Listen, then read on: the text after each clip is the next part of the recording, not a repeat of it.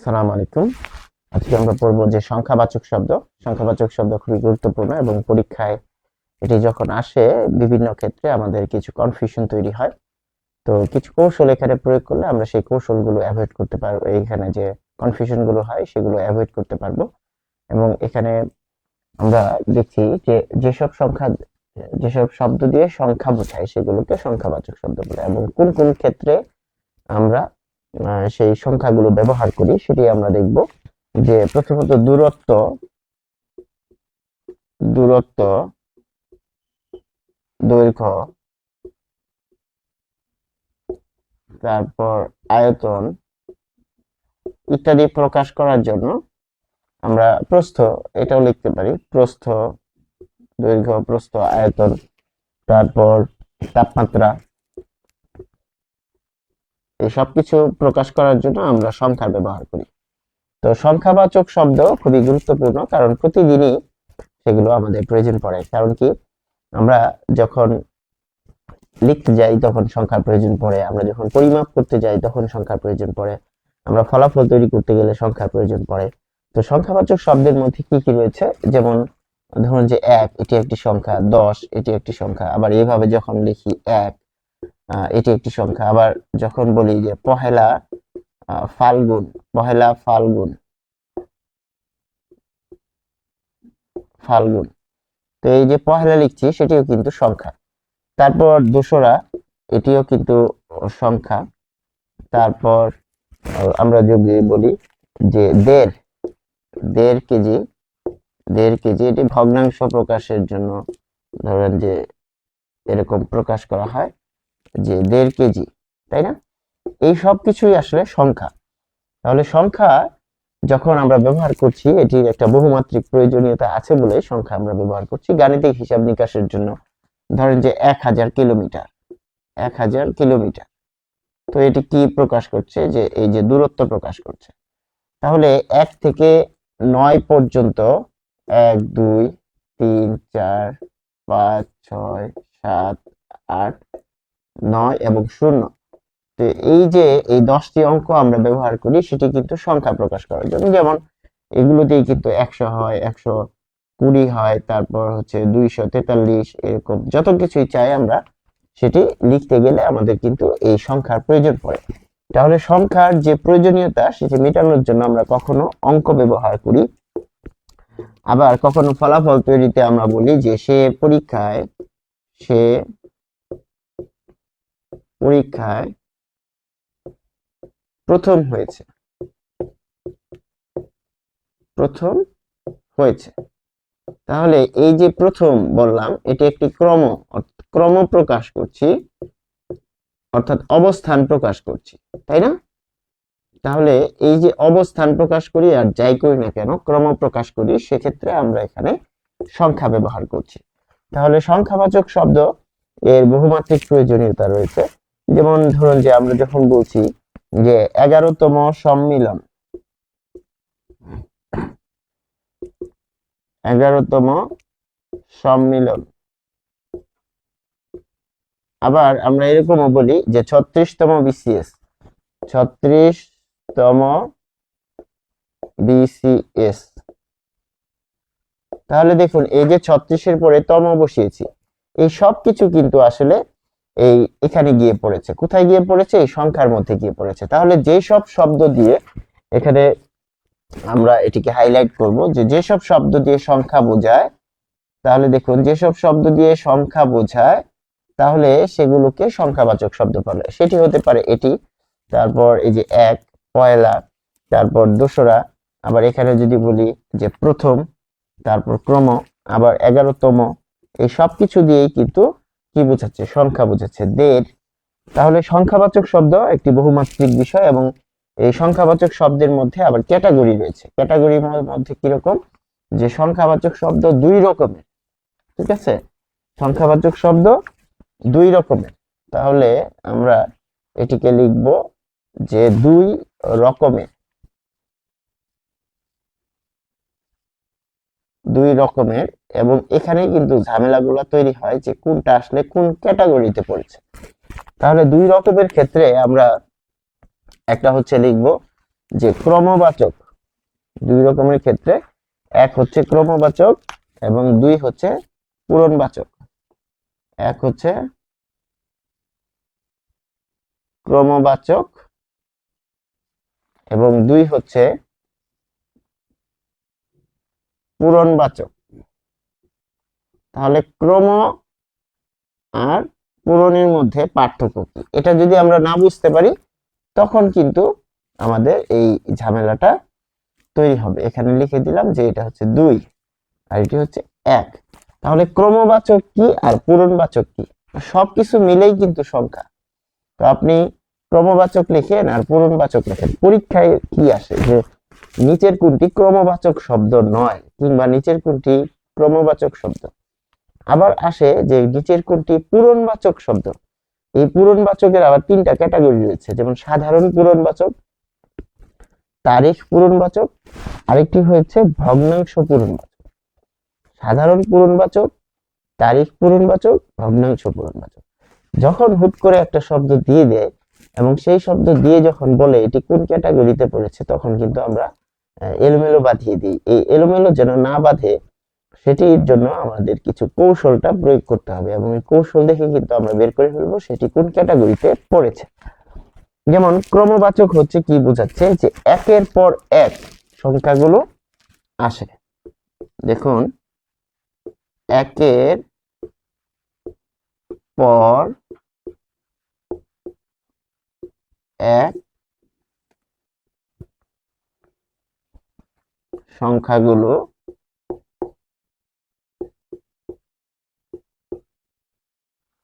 আসে। একের পর এক কিভাবে সংখ্যাগুলো আসে, এটা একটা বৈশিষ্ট্য। তারপর যেমন আমরা যদি বলি 1, তাহলে 1, 2, তাহলে 3, 4।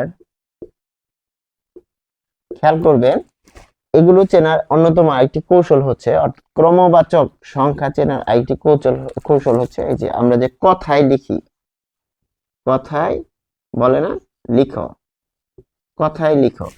কিরকম বলে, যে ধরুন যে 112, আচ্ছা, বা 132। তাহলে দেখুন 132, এটিকে আপনি খালি 32 লিখলে কি লিখবেন, এই যে 32। তাহলে 33, 34, এই যে ধারাবাহিক ভাবে এগুলো আসতেছে, এগুলো টেকনিকটা হচ্ছে কথায় লেখো। অর্থাৎ যে এটা যখন আপনি লিখছেন এটা হচ্ছে অঙ্কে লিখো, তাই না? এই অঙ্কটাকেই আপনি কি করবেন, কথায় লিখবেন, সেটি হচ্ছে ক্রমবাচকের মধ্যে পড়বে। যেমন 1, 2, 3, 4, 5, 6, 7, 8, 9, 10 এরকম ক্রমবাচক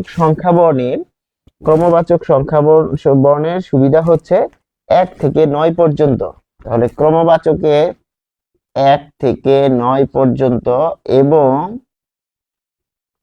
এই যে শূন্য দিয়ে অসীম সংখ্যা আপনি বানাতে পারবেন। কিরকম, যে এটা আমি মুছেই দিই যেহেতু আমাদের লাগবে।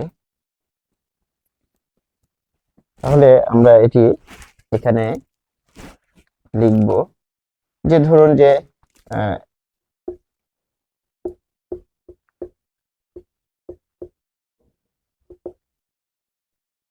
এই যেরকম ধরুন আমি কত বড় একটা সংখ্যা লিখলাম, একক, দশক, শতক, হাজার, অযুত, লক্ষ, নিযুত, কোটি। 1,12,50,324। তাহলে 1,00,00,000, এখানে 1,12,50,000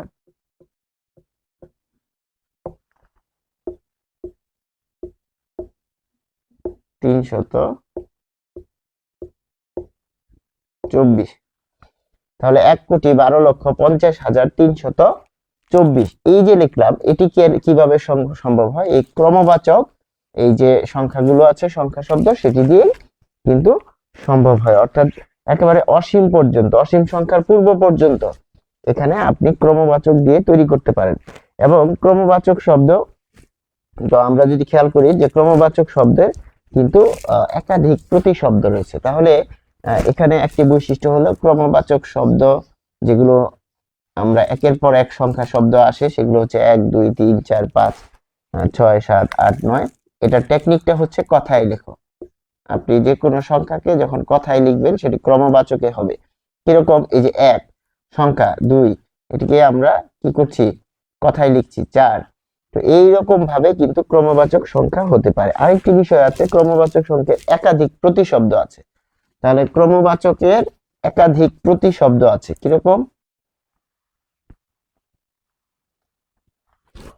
প্রতিশব্দ আছে ক্রমবাচক এর প্রতি শব্দ আছে। দেখুন আমরা যে লিখলাম যে এই যে 1 2 3 4 এটা অসীমের আগ পর্যন্ত 1 থেকে 0 9 এবং 0 দিয়ে অসীমের আগ পর্যন্ত আপনি কি করতে পারবেন, এরকম এরকম অনেক বড় একটা অঙ্ক বা সংখ্যা লিখতে পারবেন। কিন্তু দেখা যাচ্ছে যে আপনি যদি এখানে তারিখবাচক দিয়ে লেখেন যে 5ই 5ই 5ই, তারপর 7ই 7ই, তারপর দেখাচ্ছে যে 13ই 13ই, এরকম দিয়ে আপনি পারলে ওই যে 1,20,000 1,50,000 এরকম একটা বিরাট সংখ্যা বানাতে পারবেন। এগুলো দিয়ে বানাতে পারবেন, এগুলো দিয়ে বানাতে পারবেন না। তার মানে কি, একটা টেকনিক হচ্ছে এটাকে আপনি লং করতে পারবেন, দীর্ঘ করতে পারবেন, দীর্ঘ করতে পারবেন বা কথায় লিখে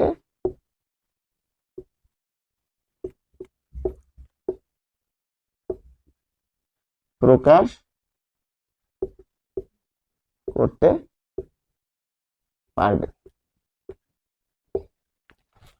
তাহলে এখানে আপনি এটি পারবেন। আরেকটি হচ্ছে প্রতিশব্দ আছে। প্রতিশব্দ কিরকম,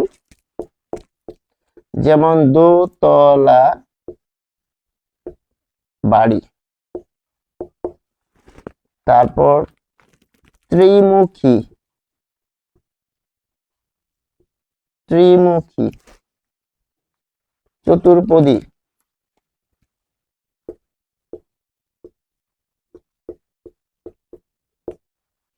দেখুন দোতলা, এখানে কি আছে, একটি সংখ্যা আছে দো, এটা দিয়ে কি বোঝাচ্ছে, 2। ত্রিমুখী, তাহলে ত্রি দিয়ে কি বোঝাচ্ছে, 3 বোঝাচ্ছে। চতুর্পদী, এখানে 4 বোঝাচ্ছে। তো আরো অনেক কিছু হতে পারে, কিরকম আমরা দেখব যে দ্বি, তাই না, এখানে দ্বিকর্মক, ধরুন একটা শব্দ লিখলাম দ্বিকর্মক ক্রিয়া,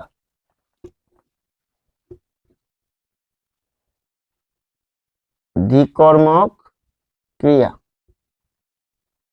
তাহলে খেয়াল করুন যে এখানে দ্বি মানে কি, 2, অর্থাৎ যার 2টা কর্ম আছে, যার 2টা কর্ম আছে, যে ক্রিয়ার 2টা কর্ম আছে। যেমন বাবা আমাকে একটি কলম দিলেন, কি দিলেন, কলম, এটা একটা কর্ম। তাকে দিলেন, আমাকে দিলেন, তাহলে আমি আমাকে যে দিলেন আমি ব্যক্তি, সেটা আরেকটা কর্ম। ক্রিয়াকে কি বা কাকে দ্বারা প্রশ্ন করলে, কি বা কাকে দ্বারা প্রশ্ন করলে কর্ম পাওয়া যায়। তাহলে কি দিলেন, কলম দিলেন একটা, আর কাকে দিলেন, আমাকে দিলেন আরেকটা। তাহলে এটি হচ্ছে দ্বিকর্মক ক্রিয়া। তাহলে দ্বি বুঝাচ্ছে 2। তাহলে কি পাচ্ছি যে ক্রমবাচক শব্দের কিন্তু প্রতিশব্দ রয়েছে, যেমন দোতলা বাড়ি। তারপর দেখা যাচ্ছে যে এই যে আমরা যে এরকম লিখি ত্রি, ত্রিতে কি বুঝাচ্ছে, 3।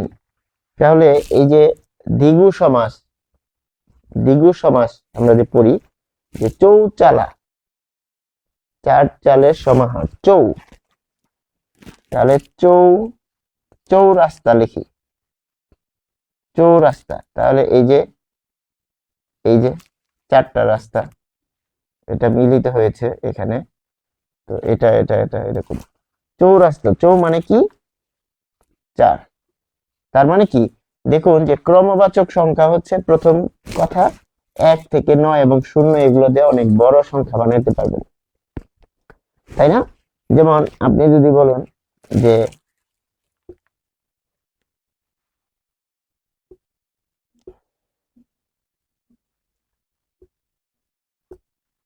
তাহলে এখানে যদি বলি 12,313,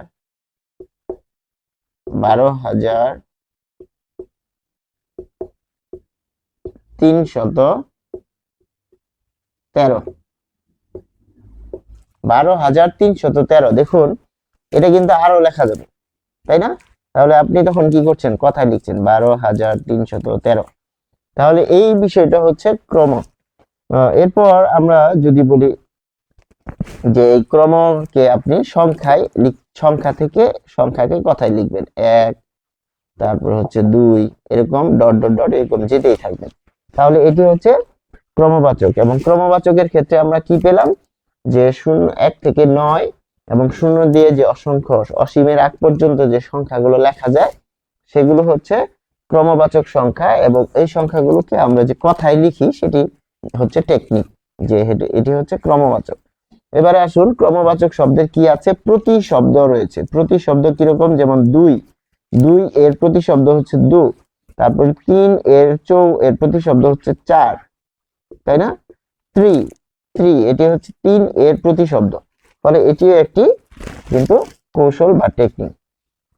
এবারে আসেন যে পূরণবাচক। তো পূরণবাচকের মধ্যে 3টা ক্যাটাগরি রয়েছে। তো পূরণবাচক আমরা যাব, পূরণবাচকের মধ্যে কি রয়েছে, প্রথমে হচ্ছে সাধারণ পূরণবাচক। তাহলে পূরণবাচক শব্দ দিয়ে কি বোঝায় আমরা দেখব যে ক্রমিক অবস্থান, কোন সংখ্যার ক্রমিক অবস্থান, কোন সংখ্যার, এটি হচ্ছে ভাইটাল পয়েন্ট, কোন সংখ্যার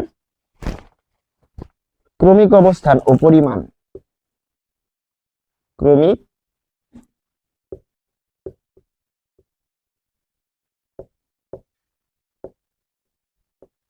অবস্থান ও পরিমাণ। ক্রমিক অবস্থান এটি কিন্তু খুব গুরুত্বপূর্ণ, এই কারণে যে দেখা যাচ্ছে যে কোন সংখ্যার যে ক্রমিক অবস্থান সেটি আমরা কিভাবে বুঝবো। যেমন আমি এখানে লিখব যে রোল 30, ধরেন যে রোল মেধাক্রম, ধরেন রোল হচ্ছে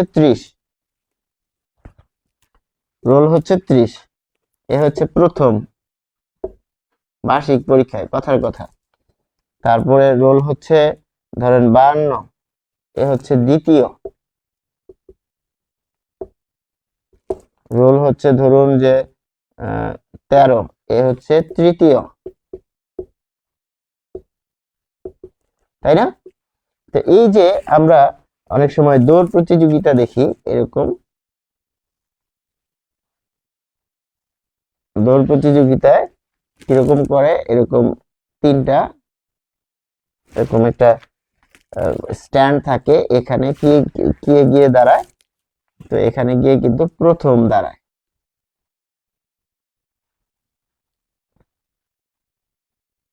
আচ্ছা, যিনি প্রথম হয়, প্রথম যে এদিকে যেহেতু এদিক করে দাঁড়ায়, যে ব্যক্তি প্রথম হয় এটার উপরে গিয়ে দাঁড়ায়, এবং এর ডান পাশে এই দ্বিতীয়, মানে তার ডান হাতের দিকে, যেহেতু সে এই যে ক্যামেরার মুখ দিকে থাকবে, তো ডান দিকে হচ্ছে দ্বিতীয় ব্যক্তি থাকে, আর হচ্ছে তৃতীয়। তো আমরা পুরস্কার যখন দেই তখন এই উপরে দাঁড়ায়, অলিম্পিকে কিন্তু এরকম দেয়, তাই না? তো হচ্ছে তার গলায় মেডেল পরিয়ে দেওয়া হয়।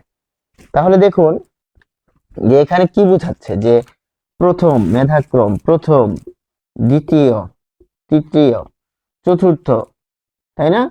চতুর্থ, পঞ্চম। তাহলে এই যে অবস্থানটি ক্রমিক অবস্থান, অর্থাৎ ধারাবাহিক। ক্রমিক কিরকম, ধরেন x একটি সংখ্যা, x+1 x+2 x+3 এটা হচ্ছে ক্রমিক সংখ্যা। তাহলে এটা যদি 1 হয় তাহলে এটা হচ্ছে 2, এটা হচ্ছে 3, এটা হচ্ছে 4। তার মানে ধারাবাহিক ক্রমিক ক্রম মেনটেন করেছে। এখানে পার্থক্য হচ্ছে 1, এখানে পার্থক্য 1, এখানে পার্থক্য 1। তাহলে ধারাবাহিকভাবে ক্রমিক যে অবস্থান অর্থাৎ ক্রম প্রকাশ করছে সেটি হচ্ছে এখানে বোঝাচ্ছে যে ক্রমিক অবস্থান। এবং পরিমাণ যেমন 1.5 কেজি, তাই না?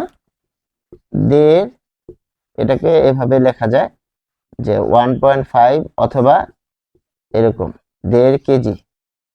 তাহলে এটি কি কেজি। তারপর পোয়াটুকু দুধ, পোয়াটুকু দুধ দাও।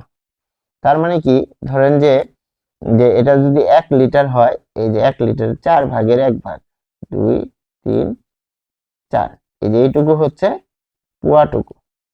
পোয়া হচ্ছে 4 ভাগের 1 ভাগ। তাহলে এটি কি বোঝাচ্ছে? পরিমাণ বোঝাচ্ছে। তাহলে পরিমাণ এবং ক্রমিক অবস্থান বোঝাবে কে? পূরণবাচক শব্দ।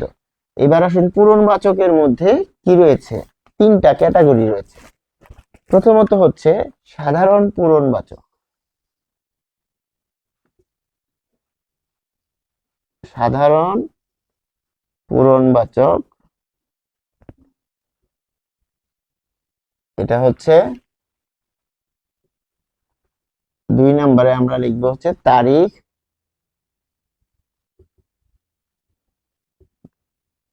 পূরণবাচক। অর্থাৎ আপনি যে ক্রমটা বুঝাবেন সেটা যদি তারিখ দিয়ে বুঝান তাহলে তারিখ পূরণবাচক।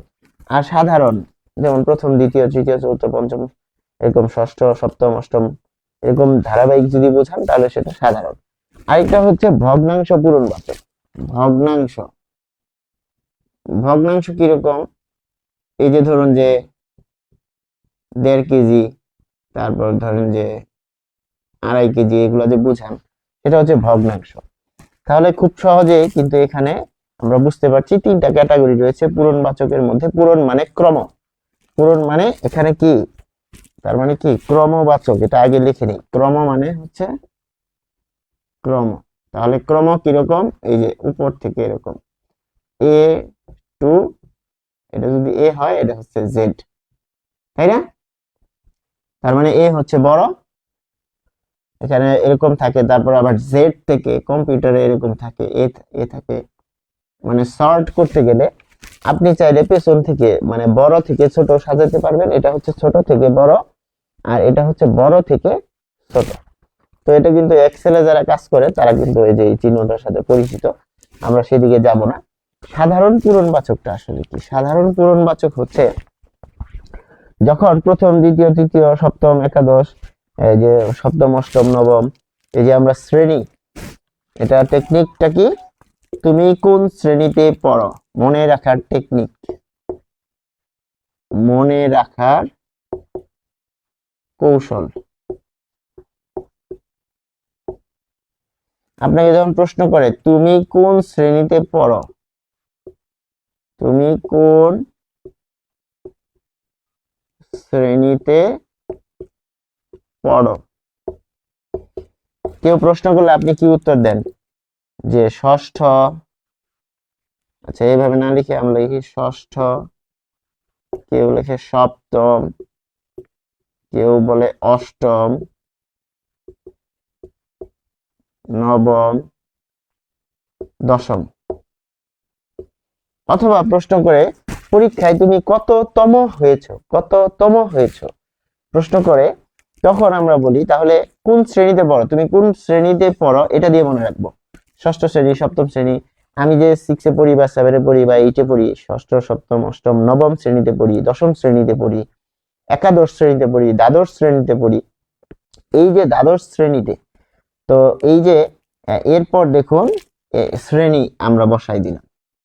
আমি বাক্য রচনা করব, আমি ষষ্ঠ শ্রেণীতে পড়ি, আমি সপ্তম শ্রেণীতে পড়ি, আমি অষ্টম শ্রেণীতে পড়ি, আমি নবম শ্রেণীতে পড়ি, দশম শ্রেণীতে পড়ি, একাদশ শ্রেণীতে পড়ি, দ্বাদশ শ্রেণীতে পড়ি। এই যে ধারাবাহিক ক্রম বোঝাচ্ছে সেটি হচ্ছে এই যে সাধারণ পূরণবাচক। এবং এটাকে আরেকবার কিভাবে লেখা যায়? ষষ্ঠ, ষষ্ঠ। সপ্তম, অষ্টম, নবম, দশম, এই যে এভাবেও আপনি লিখতে পারেন। তাহলে এটার দুইটা টেকনিক আছে, একটা হচ্ছে এরকম সরাসরি লেখা, একটা হচ্ছে সংখ্যা দিয়ে লেখা। ফলে এখানে সাধারণ পূরণবাচককে সংক্ষিপ্ত রূপেও লেখা যায়। কিরকম? যেমন আমি পরীক্ষায় প্রথম হয়েছি, প্রথম, দ্বিতীয়, তৃতীয়, চতুর্থ, চতুর্থ, তারপর হচ্ছে পঞ্চম, ষষ্ঠ। এই যে আমরা ষষ্ঠ থেকে লিখেছি এটা এটা, তাহলে প্রথম, এটাকে আপনি যদি সুন্দর করে বাংলায় লেখেন তাহলে কি হবে, যে আমি এই যে প্রথম শ্রেণীতে পড়ি, প্রথম হয়েছি, পরীক্ষায় প্রথম হয়েছে। এখানে যদি লিখি সে পরীক্ষায় প্রথম হয়েছে, প্রথম হয়েছে বা দ্বিতীয় হয়েছে। তাহলে এই যে মনে রাখার কৌশল, আমি কোন শ্রেণীতে পড়ি, এটা একটা বিষয় হচ্ছে সাধারণ পূরণবাচক। আমি সপ্তম, অষ্টম, এই যে ধারাবাহিক শব্দগুলো যে আসবে, অর্থাৎ সপ্তম মানে সে অষ্টম শ্রেণীতে উঠবে, নবম দশমে যাবে। আর যেগুলো পড়ে এসেছে, প্রথম শ্রেণীতে পড়ে এসেছে, দ্বিতীয় শ্রেণীতে পড়ে আসছে, তার মানে পুরো আমার লেখাপড়ার সাথে যা সব জড়িত সব হচ্ছে সাধারণ পূরণবাচক। তাহলে এটি হচ্ছে গেল। এরপর আমরা দেখব যে সাধারণ পূরণবাচকের মধ্যে আরেকটা আমরা কৌশল এখানে দেখব। তাহলে সাধারণ পূরণবাচক,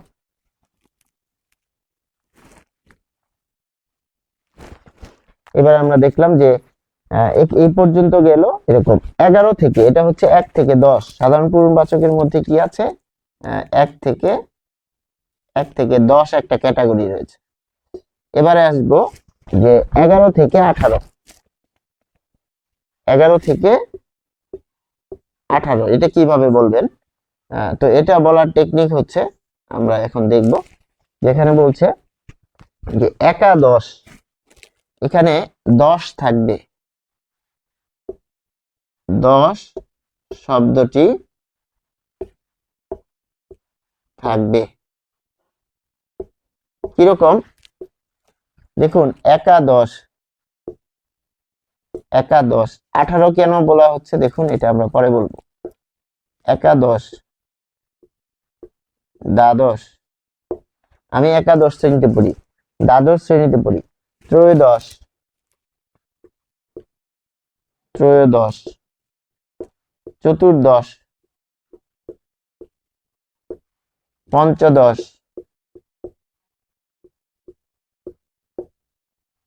তারপর দেখা যাচ্ছে যে ষোড়শ,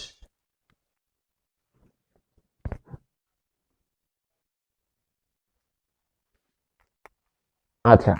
তো দেখুন যে কিছু কিছু এখানে এই টেকনিকটা কিরকম, যে এখানে 10 থাকে, হ্যাঁ, দ্বাদশ, ত্রয়োদশ, চতুর্দশ, তারপর দেখা যাচ্ছে যে চতুর্দশ, তারপর পঞ্চদশ, পঞ্চদশ হচ্ছে পরেরতম, ষোড়শ, ষোড়শ, ষোড়শটা একটু ব্যতিক্রম, ষোড়শ, তারপরে দেখুন তালব্যস্য আছে।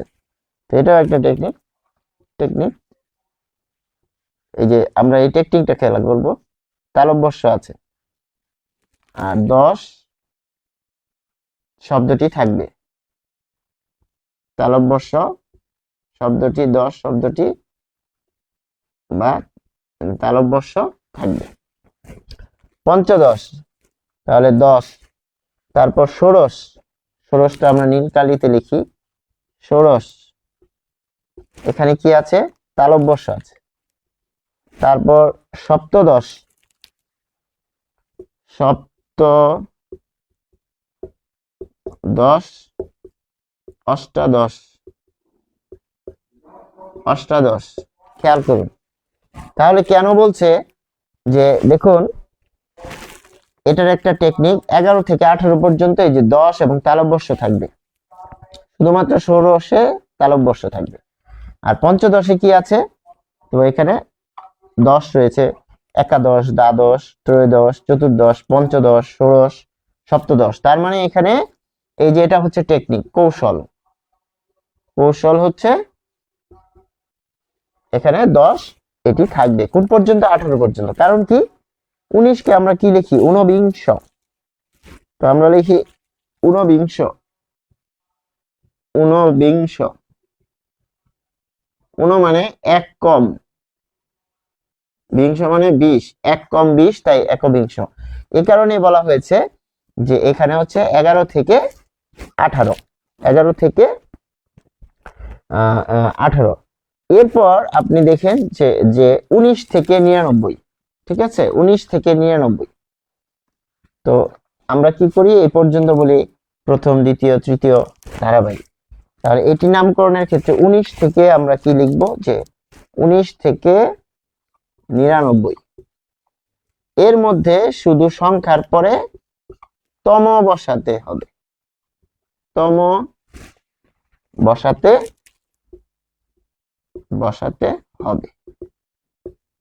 কিরকম খেয়াল করুন, সে 19তম হয়েছে, 36তম, 36তম, 19তম, 36তম, 78তম,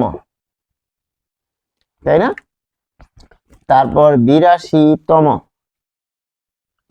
99তম, সব ক্ষেত্রে দেখুন তম। তাহলে তিনটা টেকনিক। একটা টেকনিক হচ্ছে 1 থেকে যে 10, সেটিকে আমরা কি বলি? রোল। ওই যে টপ 10, ক্লাসের টপ 10 স্টুডেন্ট থাকে না, 1 থেকে রোল 10 এর মধ্যে থাকলে বলে যে এরকম ভালো, মোটামুটি ভালো পড়াশোনা করে। তাহলে প্রথম, তুমি কততম হয়েছে এবার বার্ষিক পরীক্ষায়? আমি প্রথম হয়েছি। বা তুমি ভর্তি পরীক্ষায় কত হয়েছো? যে মেডিকেল ভর্তি পরীক্ষায় প্রথম হয়েছি, এরকম বলে। তো প্রথম, দ্বিতীয়, তৃতীয়, এই 1 থেকে 10 পর্যন্ত প্রথম, দ্বিতীয়, তৃতীয় এরকম থাকে ক্রম। তাহলে দেখাচ্ছে যে এই যে আমরা বলছি যে এখানে ক্রমিক যে অবস্থান, ক্রমিক এটি কি? অবস্থান। এগুলো সবকিছুই কিন্তু অবস্থান। তাহলে দেখাচ্ছে যে এখানে অবস্থানকে বোঝাচ্ছে। তারপর যে 11 থেকে 18-র মধ্যে কি থাকবে? এই যে 10 থাকবে, একাদশ, দ্বাদশ, 10 থাকবে, অথবা এই যে ষোড়শ, তালব্যস্য আছে। এবার আসুন বাকি সব নিয়ে 19 থেকে শুরু। তাহলে 99তম প্রতিষ্ঠা বার্ষিকী, যদি বলি 99তম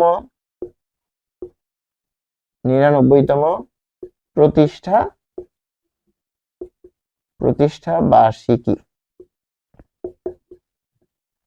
তাহলে বিদ্যালয়ের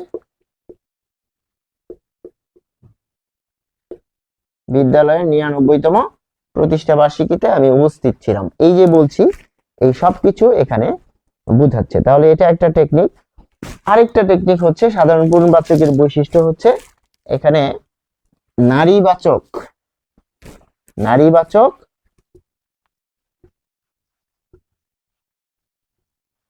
নারীবাচক শব্দ, পূরণবাচকের নারীবাচক রূপের ব্যবহার রয়েছে। তাহলে 4টা বিষয় পেলাম। 4টা বিষয় আমি আবার সামনে আনবো। নারীবাচক কিরকম দেখুন, প্রথমা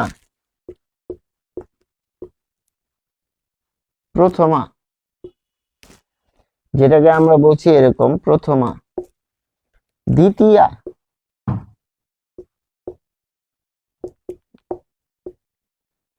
আমরা এরকম বলি না, প্রথমা বিভক্তি, দ্বিতীয়া বিভক্তি, তৃতীয়া বিভক্তি, তৃতীয়া। তারপর হচ্ছে চতুর্থী,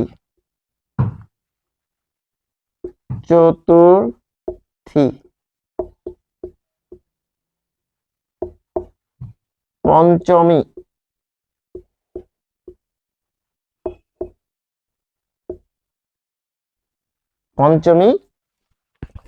বিভক্তি। তাহলে আমরা এরকম লিখি যে ষষ্ঠী বিভক্তি, সপ্তমী বিভক্তি, এরকম ভাবে আমরা লিখি। তারপর যেমন ধরুন পূজার সময় আমরা বলি যে নবমী, দশমী, এরকম ক্ষেত্রে আমরা বলি। তার মানে কি একাদশী, দ্বাদশী, ত্রয়োদশী, চতুর্দশী, তারপর পঞ্চদশ, পঞ্চদশী, ষোড়শী, এটি লিখবো ষোড়শী, ষোড়শী।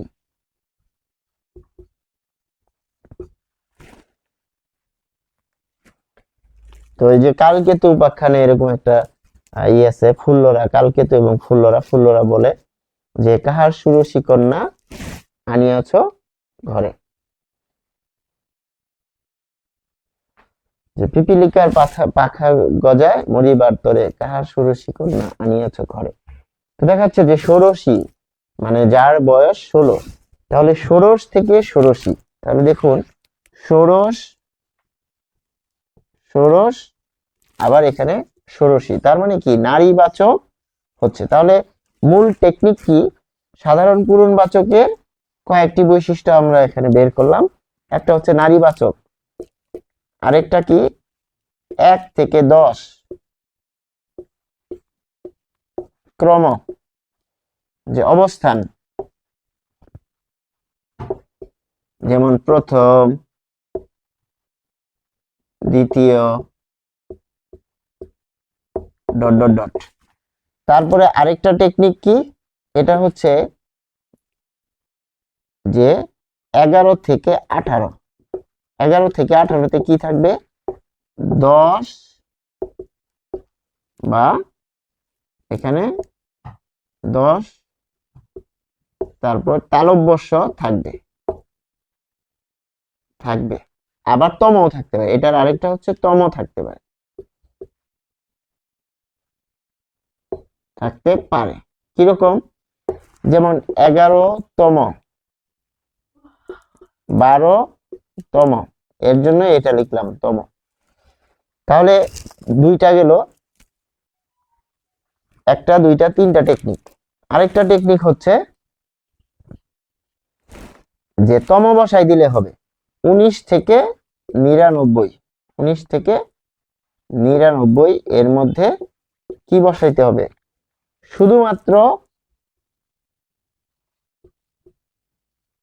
শুধুমাত্র তম শব্দ বসবে।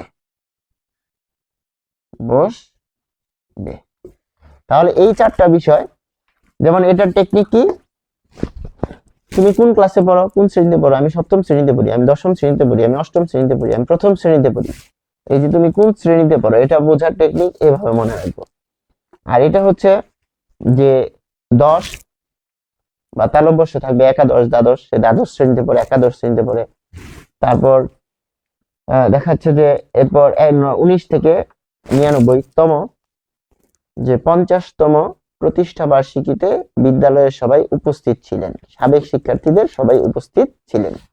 এরকম ভাবে আমরা মনে রাখতে পারি। আর নারীবাচক, তাহলে প্রথম, প্রথমা, দ্বিতীয়, দ্বিতীয়া, নবমী, নবম, নবমী, দশম, দশমী, নারীবাচক করেও আমরা সাধারণ পূরণবাচক পাচ্ছি। এগুলো কিন্তু সব সাধারণের মধ্যে পড়লো। এবারে আসুন যে এই যে তারিখ পূরণবাচক, তাহলে আমরা এই তারিখ পূরণবাচকে এখন যাব। তারিখ পূরণবাচক কোনটা, এখানে তো বলেই দিছে, অর্থাৎ পূরণবাচক এই যে ক্রমিক অবস্থানকে যে বোঝাবে, ক্রমিক অবস্থান, পূরণ মানে হচ্ছে ক্রমিক অবস্থান বোঝাবে। এই ক্রমিক অবস্থান কি বোঝাবে, এই তারিখ দিয়ে বোঝাবে, এই তারিখ দিয়ে বসাবে, তারিখ দিয়ে বোঝাবে। তার মানে কি, সাধারণ পূরণবাচকের মধ্যে নর, নারী, তারপর তর, তম, এগুলো দিয়ে হবে, কোন ক্লাসে পড়ো, এগুলো দিয়ে হবে। তারিখ পূরণবাচক মানে এখানে বিশেষায়িত করে দিচ্ছে।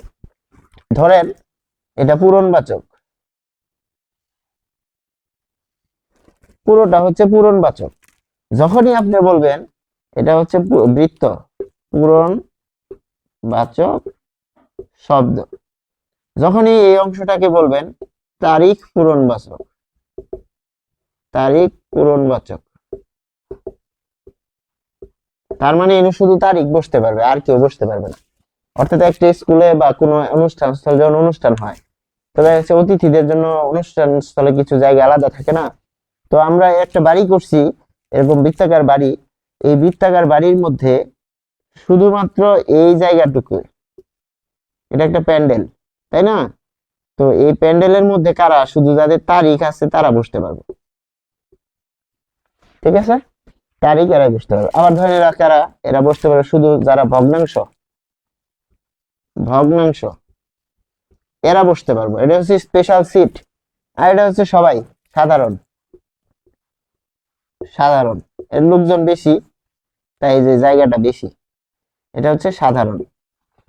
তাহলে এই পাশে কিন্তু কে, শুধুমাত্র যারা তারিখ আছে তারা বসতে পারবে। আর এই পাশে যারা ভগ্নাংশ, এক, দেড়, তারপরে পুয়া, তারপরে আধা, অর্ধেক, এইসব যাদের আছে এরকম বসতে পারবে। অনেক সময় ইউনিফর্ম পরা থাকে না, যে দেখা যাচ্ছে গার্লস গাইডের ড্রেস, তারা কি করবে, তারা শৃঙ্খলা রক্ষা করবে, তারা এই জায়গায় দাঁড়িয়ে থাকবে। আর যারা সাধারণ তারা কি করবে, তারা চেয়ারে বসে থাকবে। আবার যারা অনুষ্ঠানে অংশগ্রহণ করবে তারা সাজঘরে থাকবে, ড্রেসিং রুমে থাকবে, তাদের ড্রেস আলাদা হবে। ঠিক এরকম সেটআপটা কি আলাদা। তাহলে তারিখ পূরণবাচক কিরকম, আমরা লিখব যে পহেলা, পহেলা, পহেলা ফাল্গুন, অর্থাৎ ফাল্গুন মাসের প্রথম দিন, পহেলা ফাল্গুন। তারপর দোসরা, দোসরা আষাঢ়। তারপর আমরা যদি বলি 12ই, 12ই চৈত্র, তাই না? তো বাংলা যখন আপনি সাল লিখতে যান, পয়লা ফাল্গুন 1426, দোসরা আষাঢ় ধরেন 1427, 12ই চৈত্র 1430। তার মানে যখনই আপনি সাল তারিখ লিখতে যান তখন তারিখবাচক, এই যে তারিখবাচক, পূরণবাচক, তারিখ পূরণবাচক শব্দগুলো বসে। এরকম ভাবে আমরা দেখি যে যে 29-এ, 30-এ, এরকম ভাবে আমরা বলতে পারি। তো দেখা যাচ্ছে 18ই ফাল্গুন এরকম ভাবে আসতে পারে। তার মানে তারিখ একটা ক্যাটাগরি, সেটা হচ্ছে তারিখ বাচক দিয়ে বোঝাচ্ছে। এরপর আমরা দেখব যে এখানে তার মানে বড়, অনেক বড় সেক্টর কোনটা, বড় সেক্টর হচ্ছে এই যে এটা, এই যে এটা সাধারণ পূরণবাচক। সাধারণ পূরণবাচকের মধ্যে এরে বসাই দিলেন স্কুলের কোন ক্লাসে পড়ো, কোন ক্লাসে পড়ো। তাহলে 1 থেকে 12, 1 থেকে 12, আচ্ছা 10 দেই সুবিধা হবে, প্রথম শ্রেণীতে পড়ি, দ্বিতীয় শ্রেণীতে পড়ি।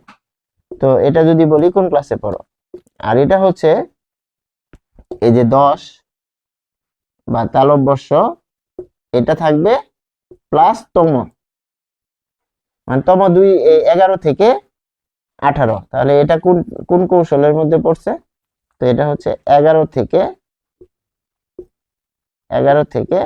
18-র মধ্যে পড়ছে। এবার আসেন যে 19 থেকে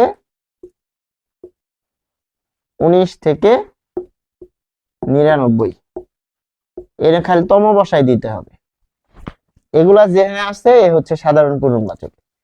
আর এখানে কি আছে, নারীবাচক, নারীবাচক, প্রথমা,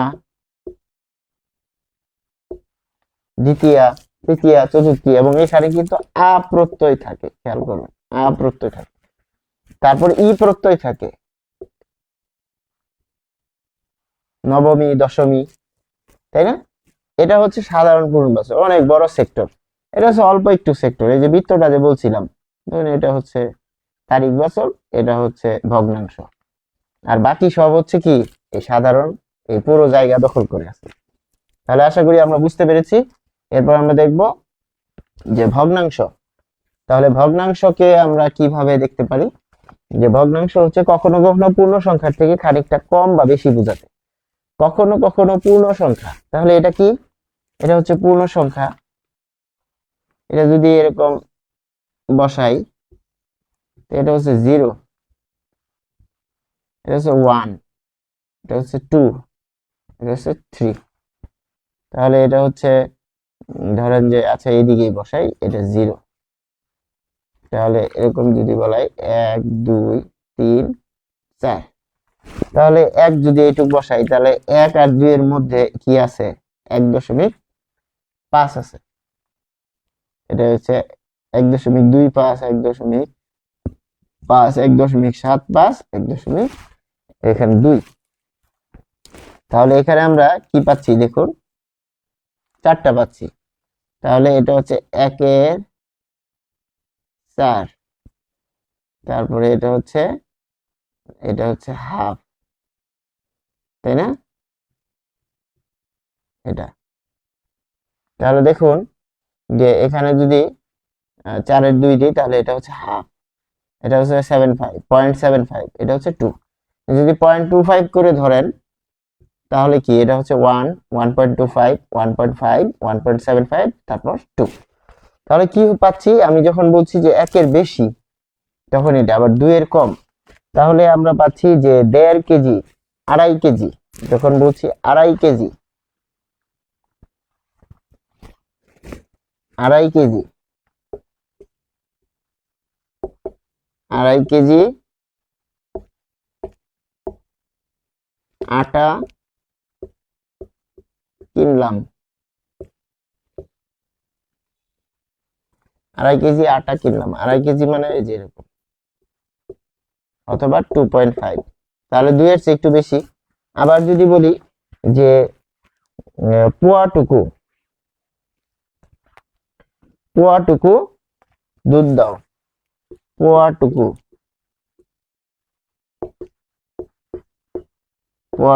দুধ দাও, তাহলে পোয়া মানে হচ্ছে 4/1 তাহলে ধরেন যে বাসায় যারা গোয়ালা আছে, সে বাসায় এসে দুধ দিয়ে যায়, তাদের ছোট একটা কোটা আছে এরকম, ওটা হচ্ছে 1 পোয়া। 1 পোয়া মানে হচ্ছে 4/1। তাহলে এটা যদি 1 লিটার হয়, 1 লিটার, তাহলে 1 লিটারের এটা হচ্ছে, আপনি এখানে ভাগ করছেন, এটা হচ্ছে অর্ধেক, তো এটা হচ্ছে যে 4/3 আর এটা হচ্ছে 4/4, 4/4 মানে 1। এই পুরোটা যদি 1 লিটার হয় তাহলে এটা কি, এটা হচ্ছে 1.25, তাহলে 1 দশমিক, এই যে 1, এই যে 4-এর 1 অংশ, এটা হচ্ছে এটা। আর এটা হচ্ছে 4-এর 2, এটা হচ্ছে 4-এর 2, তার মানে হাফ কেজি, আধা লিটার, এই যে এরকম। তাহলে আমরা পাচ্ছি যে এই যে পরিমাণের ক্ষেত্রে আমরা ভগ্নাংশটা ব্যবহার করি, যে 2.5 কেজি চাল দেন, 2.5 কেজি আলু দেন, 3.25 কেজি, 4 কেজি। পৌনে মানে কি, ধরেন 2.75, তাহলে এটাকে আমরা যদি বলি 2.75, তাহলে এটা দেখা যাচ্ছে 4/3 এটা, তাহলে 2, এটা, তাহলে 4/3, তার মানে 3.25 কেজি, তাই না? এরকম ভাবে বলে থাকি। ফলে ভগ্নাংশ বলতে বোঝাচ্ছে একের যখন পূর্ণ সংখ্যা থাকবে এর উপরেও থাকতে পারে, নিচেও থাকতে পারে, সেটি হচ্ছে ভগ্নাংশ। আর তারিখ মানে তারিখ পূরণবাচক, মানে যে আমরা যে মাস লিখি, দেখবেন যে কোনো চিঠিপত্রতে একটা ইংরেজি সাল থাকে, এর উপরে আবার বাংলা সাল থাকে। যদি সরকারি চিঠিপত্র হয় তাহলে মাস্ট থাকে সেখানে, যে উপরে বাংলা থাকে, তারপর নিচে হচ্ছে ইংরেজি থাকে। এবং ওই যে বাংলা সাল এবং তারিখ লিখতে গেলে এই যে এই বিষয়গুলো তখন লিখতে হয়। তো আশা করি আমরা বুঝতে পেরেছি যে সংখ্যাবাচক শব্দের যে টেকনিক। তো প্রথমে ছিল ক্রমবাচক হচ্ছে এই যে আমরা বলে দিয়েছি যে আমরা যে কথায় লিখি 1, 2, 3, সেটি হচ্ছে, আবার একটু রিক্যাপ করি, বা এই যে 1, তারপর হচ্ছে 2, এই যে লিখি, এই যে আপনি এটাকে অনেক বড় সংখ্যা বানাতে পারবেন, সেটা হচ্ছে এই যে এইগুলো দিয়ে কথায় লিখে। তো সেটি হচ্ছে ক্রমবাচকের মধ্যে পড়েছে।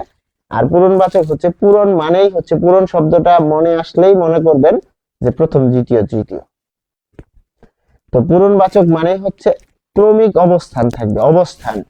তো এই যে অবস্থান, মানে অবস্থানটা কি, সে অনেকের মধ্যে কোন পর্যায়ে আছে, যেমন পর্যায় সারণীতে কি থাকে, অবস্থান থাকে না, যে গ্রুপের মৌলগুলো এক একটা এক এক অবস্থানে থাকে, তো সেরকম বিষয়গুলো থাকে। আর পূরণবাচকটা অনেক বড়, এবং পূরণবাচকের মধ্যে সাধারণ পূরণবাচক, সেটি আমরা বলে দিয়েছি। তারিখ মানে সেখানে তারিখ থাকবে, আর ভগ্নাংশ মানে 1, 1.5, আধা কেজি, 2.5 এরকম থাকবে।